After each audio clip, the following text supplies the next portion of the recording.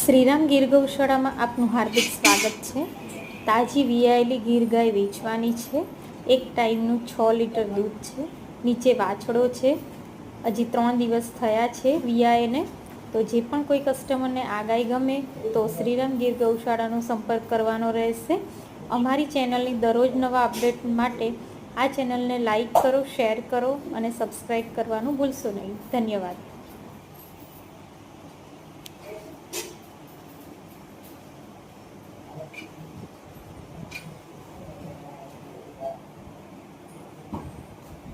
हाँ हाँ हाँ निकाल सकते